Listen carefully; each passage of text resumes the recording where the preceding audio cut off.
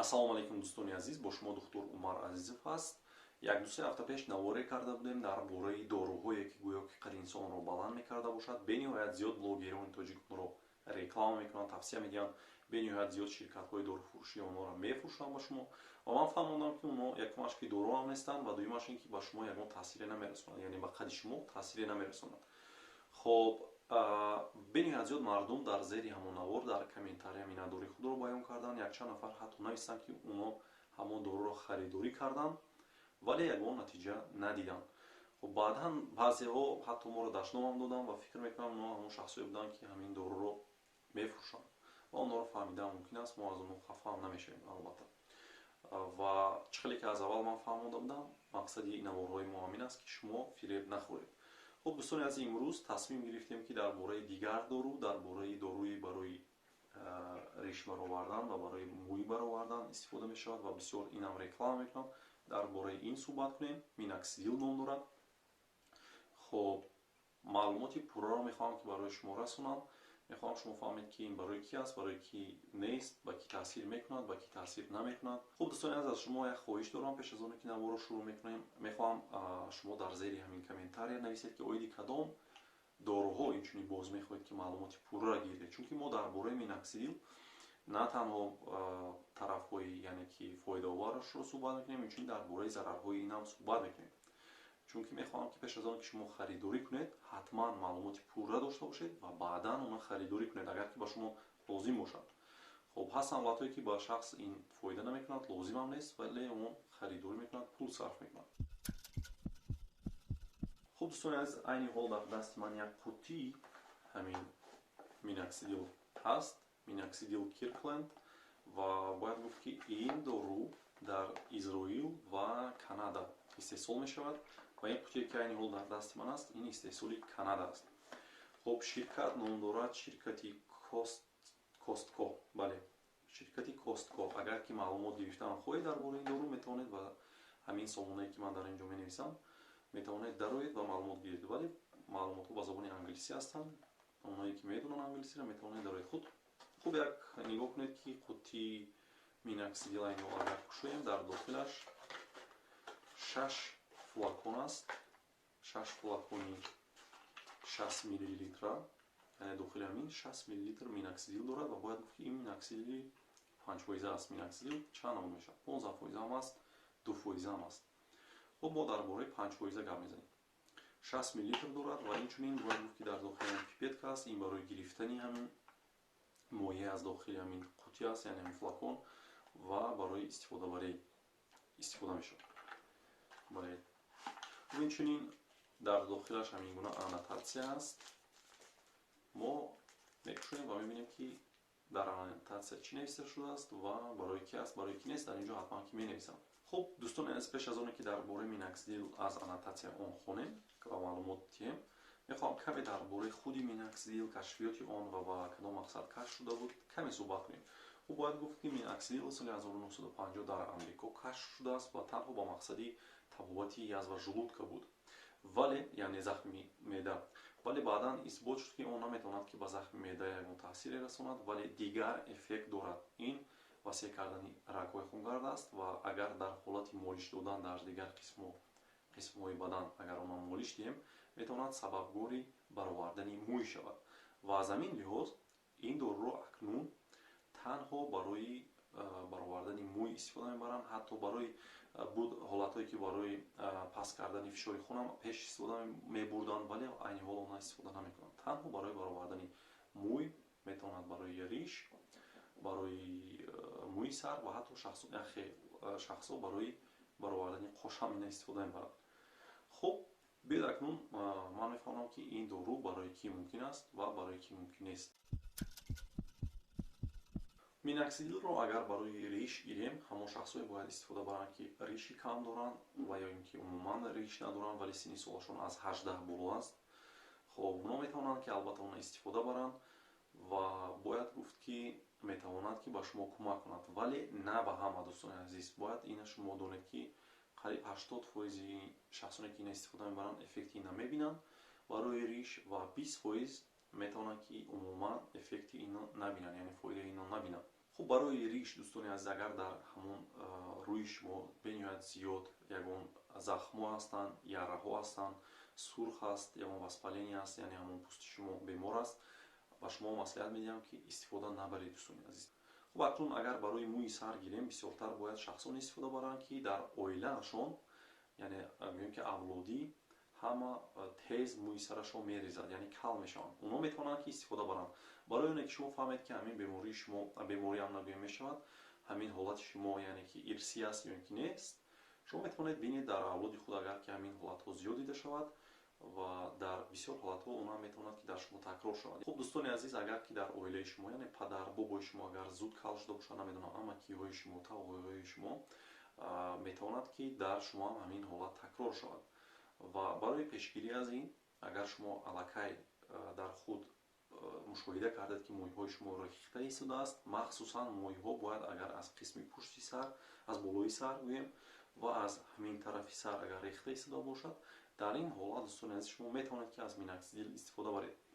вале агар ки бениҳоят зуд рехта истода бошад, ман намедонам, гӯем ки дар давоми 3-4 моҳ аллакай бениҳоят зиёд шумо кал шуда бошед, дар ин ҳолат ҳатман бояд шумо назди духтури трихолог равед, ман дар инҷо менависам, ва баъдан пас аз маслиҳат бо он кас ин истифода баред ё ин ки не, он кас ба шумо маслиҳат медиҳад. чунки сабабҳои рехтани мӯи сар бениҳоят зиёд ҳастанд ва мо насиб боша як навор мекунем, пас аз суҳбат бо духтури гӯем трихолог, як навор барои шумо мекунем дӯстони азиз дар бораи сабабҳои рехтани мӯи сар ва тарзи табобати он. хуб агар шумо мушоҳида кардед ки мӯйҳои шумо аз болои сар ва аз каме аз пушти сар рехта истодааст, пас шояд ки ин ирсӣ бошад. дар ин ҳолат шумо метавонед ки миноксидилро истифода баред. хуб барои кадом шахсон миноксидил мумкин нест? Якумаш шахсоне ки аз 18 сола поён ҳастанд, ба онҳо мумкин нест. дуюмаш ин ки ба занҳо миноксидили 5% мумкин нест. барои занҳо миноксидили 2% ҳаст ва онҳо дастрас кардан каме мушкилтар мешавад. сеюм барои шахсоне ки бемориҳои пӯсти сар доранд, яъне дар сарашон ягон бемориҳо ҳастанд, намедонам себарейни дерматит аст ё намедонам ягон захм аст, умуман ягон беморие ки шумо мебинед ки амон ҷои сари шумо, мӯи сар, яъне пӯсти он сурх шудааст, мехорад, ягон дард мекунад, сӯхта мекунад, дар ин ҳолат барои шумо ин дору мумкин нест умуман истифода барои он. хуб инчунин барои шахсоне ки бемориҳои дил доранд, ба онҳо маслиҳат медиҳем ки пеш аз оне ки ина истифода баред, ҳатман бо духтур суҳбат кунед. ва шахсоне ки мӯи сарашон намедонам аз 5 сол зиёд кал шудааст, умуман майдони зиёди сар кал шудагӣ аст, дар ин ҳолат ба шумо ин метавонад ки кӯмак накунад. дӯстони азиз, ба шумо маслиҳат намедиҳам ки ина гӯем ки истифода баред. хуб дӯстони азиз, як чизи бениҳоят муҳимро ба шумо мехоҳам расонам ки барои шахсоне ки мӯи сарашон тунук шудааст ва нав рехта истодааст, барои онҳо зиёдтар кӯмак мекунад ҳамин доруи миноксидил. шахсоне ки ҳамин давоми 5 сол агар аҳамият дода бошанд ки мӯи сарашон тунук шуда истодааст, рехта истодааст, агар онҳо истифода баранд, бениҳоят хубтар мешавад ва эффекташа мебинанд мо.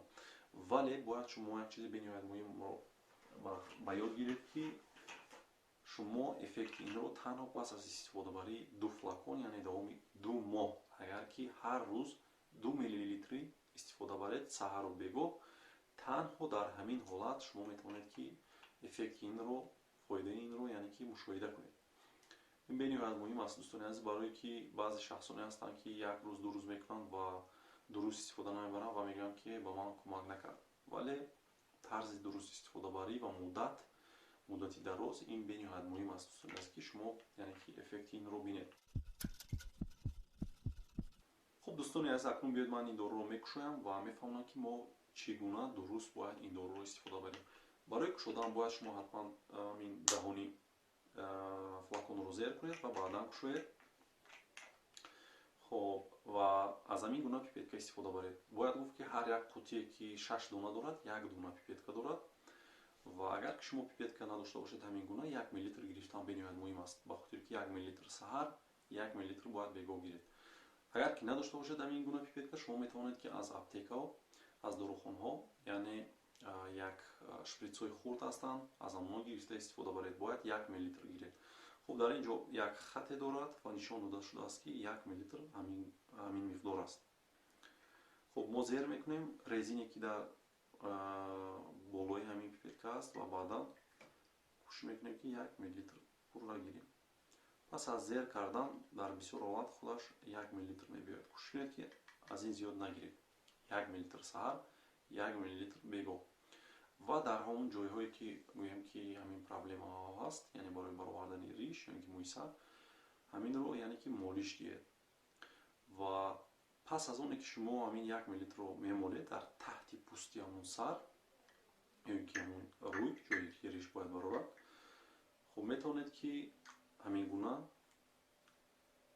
яъне ки флаконро маҳкам кунед ва баъдан боз истифода баред. як нуқтаи бениҳоят муҳимро мехоҳам ба шумо расонам, дӯстони азиз, ки пеш аз оне ки шумо ҳамин миноксидилро истифода мебаред, кӯшиш кунед ки агар ягон перчатки яъне дастпӯш дошта бошед, истифода баред, резинӣ бошад.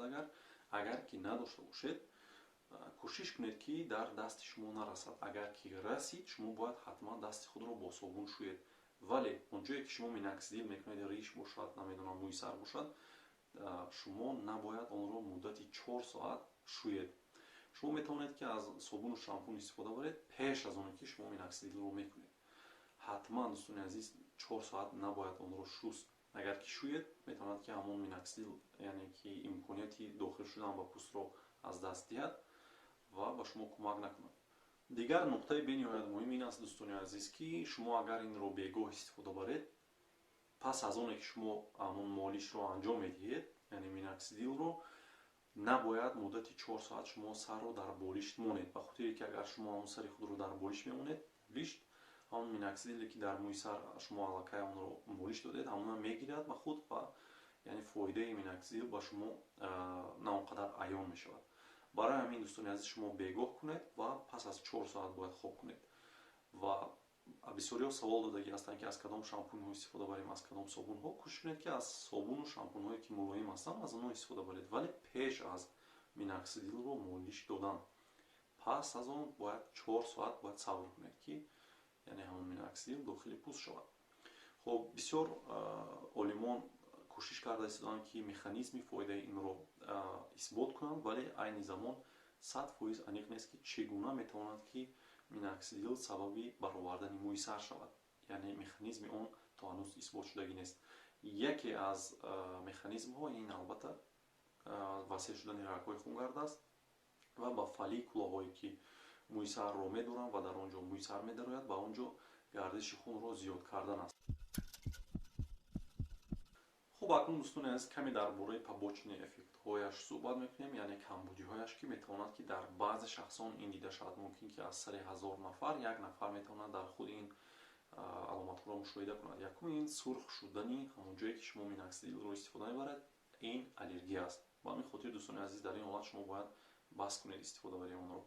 хуб, инчунин метавонад ки шахсоне ки бемории қалб дошта бошанд, яъне бемориҳои дил, дар онҳо мушоҳида карда шавад тез задани дил, дард дар қафаси сина. дар ин ҳолат ҳатман шумо бояд ин доруро бас кунед ва истифода набаред. хуб, дар баъзе шахсон метавонад ки фарбеҳшавӣ мушоҳида карда шавад ва инчунин дар баъзе шахсон метавонад ки баромадани мӯйсар дар ҷойҳое ки онҳо намехостанд ина мушоҳида карда шавад. вале ин ҳолатҳо албатта бениҳоят кам рух медиҳад, вале рух медиҳад дар аз 1000 одам мумкин 1 нафар 2 нафар, вале шумо бояд ин маълумотҳоро дошта бошед.